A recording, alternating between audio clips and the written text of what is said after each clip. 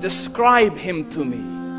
And Muslims, look at the description of your Rasul. And for some, this would be the first time you hear what your Prophet looked like. I saw a man of striking appearance. ظاهر الوضاء أبلج الوجه, radiant face, حسن الخلق, beautifully created.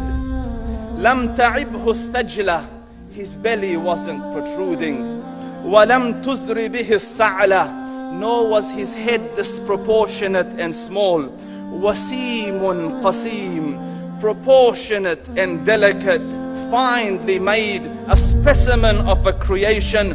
في عينيه دعج, in his eyes there was a contrast. The dark was immensely dark, the white was excessively white. وفي أشفاره وطف, and his eyelashes were long.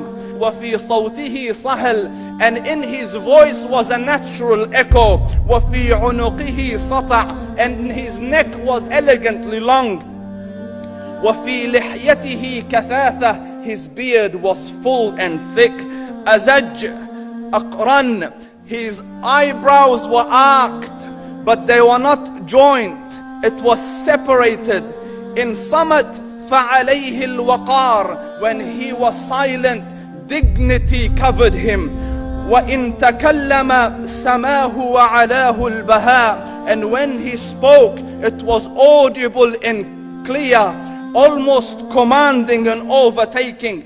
أجمل الناس وأبهاهم من بعيد, from afar the most striking and outstanding in appearance. وأحسنهم وأجملهم من قريب, and when he came near, the best of them and the most handsome of them in closeness.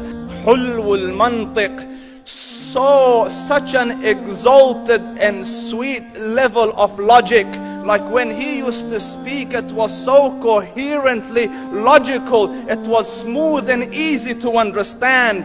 فصل لا نزر ولا هذر, he was to the point, not excessive nor too short. كأن منطقه خرزات نظم يتحدرن, his logic, his utterances, his words were like jewels coming out of a necklace, calculated, polished, one after the other, it would flow magically. ربعة, he was medium in height. Your eye didn't have to strain to look up at him, nor was it tedious to look down at him. He was a comfortable sight to look at. له رفقاء يحفون به, he had friends, the people that were with him, they were working around him to try to serve and protect him. إن قال سمعوا لقوله, when he used to say something, they used to hearken to what he used to say. وإن أمر تبادروا إلى أمره, when he commanded, they used to compete to fulfill the command. This is Muhammad Rasulullah. This is Muhammad Rasulullah. Anas ibn Malik says, he says, I came out one night,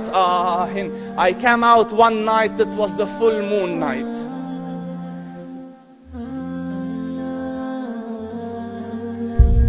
And I looked at the moon, and in the desert, understand, the moon is an awesome sight.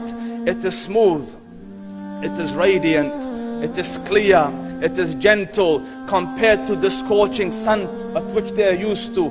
So the moon was the epitome of beauty. So he says, I came out at a full moon night and I looked at the moon and I saw it, beautiful, handsome. So I said, let me go see if the moon is more handsome or my Prophet is more handsome. Let me see if that is more beautiful or the Prophet is more beautiful. So I went and I saw him standing afar. So I looked at his face and I looked at the moon, and I looked at his face, and I looked at the moon, and I looked at his face, and I looked at the moon, and he said, Wallahi, he was more handsome than the moon in its entirety. That is just the look of your Rasul. Aisha radiyallahu anha says, I was sewing with the needle. My needle dropped in the dark. I couldn't find it. I said, Ya Rasul, I can't find it. He moved his face close, and I swear, out of the radiance of his face, I found my needle. And the Prophet sallallahu alaihi wasallam was mind-bogglingly handsome, but his handsomeness was covered with waqar and jalal and hayba.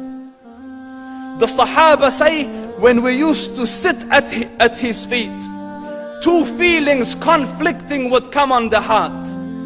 The first one, you wanted to look at him. You wanted to behold the majesty of his face. And when you wanted to look up, shyness used to overtake you, so you used to look down. Amr ibn al-As says, I sat with him many times, but if you ask me to describe his face, I can't describe it. I wouldn't be able to look up to him ijlalan wa ta'zeeman. I couldn't look up at him. And that is why he didn't have the problems that Yusuf alayhi salam had. Because it was difficult to penetrate the awe and the splendor of the Rasul.